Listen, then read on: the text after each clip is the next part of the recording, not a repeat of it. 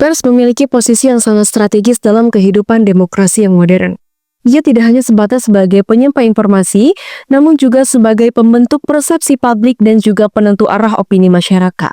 Namun, peran penting ini justru membuat pers rentan disalahgunakan untuk tujuan tertentu, terutama kepentingan politik dan juga kekuasaan.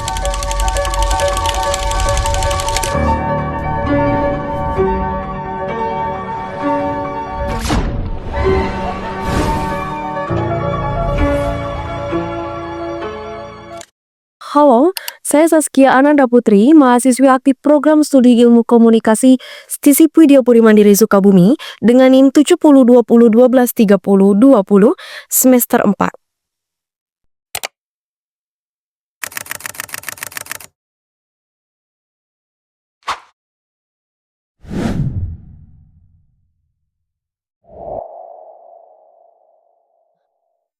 Dalam diskursus komunikasi politik, politisasi informasi seringkali digunakan untuk menggambarkan kondisi di mana media tidak lagi netral, melainkan dipengaruhi atau dikendalikan untuk membentuk citra politik tertentu. Pers dalam konteks ini tidak jarang beralih fungsi menjadi alat propaganda yang masif dan juga sistematis. Politisasi informasi dapat dipahami sebagai proses penggunaan, pengelolaan, dan juga manipulasi informasi untuk mendukung agenda politik tertentu. Salah satu bentuk yang paling banyak ditemui adalah framing bias, di mana penyajian berita yang menonjolkan aspek tertentu dan juga mengabaikan sudut pandang yang lain.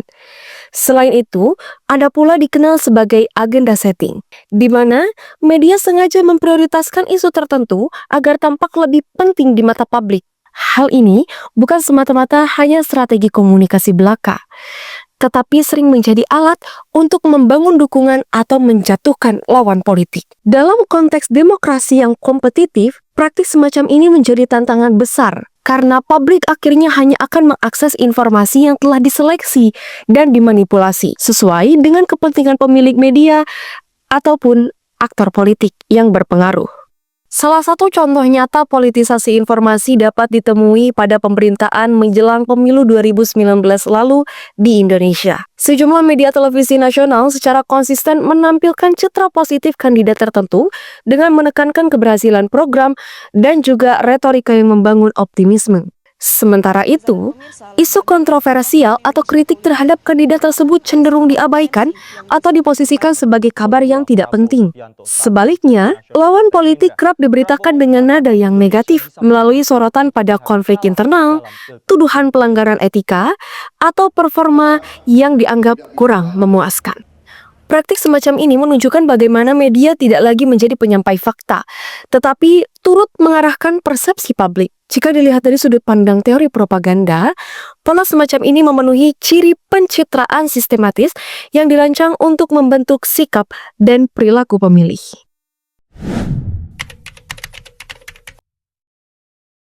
Konsekuensi dari dominasi propaganda dalam pemberitaan adalah turunnya kualitas demokrasi deliberatif. Masyarakat tidak lagi memperoleh informasi yang utuh, melainkan hanya potongan narasi yang disesuaikan dengan kepentingan tertentu. Ketika media gagal menjalankan fungsi kontrol sosial, maka publik akan kehilangan referensi objektif untuk mengevaluasi kebijakan yang ada dan dinamika politik secara kritis. Dalam jangka panjang, kondisi ini dapat memicu apatisme politik dan menurunkan kepercayaan terhadap institusi demokrasi itu sendiri.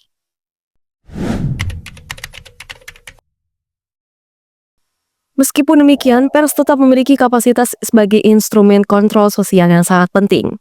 Dalam fungsi idealnya, media menjalankan peran sebagai pengawas kekuasaan dengan menyajikan informasi yang seimbang, melakukan investigasi yang independen, dan membuka ruang diskusi publik yang lebih sehat lagi. Banyak contoh positif yang menunjukkan bagaimana pers mampu menjadi katalis perubahan.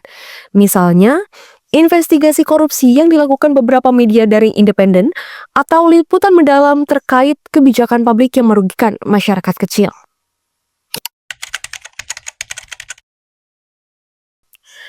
Peran ini hanya bisa terwujud apabila media memegang teguh etika jurnalistik, menjaga jarak dengan kepentingan politik praktis, dan memiliki keberanian menghadapi tekanan. Di sisi lain, masyarakat juga dituntut untuk memiliki literasi media yang baik, sehingga tidak mudah terjebak dalam narasi yang manipulatif.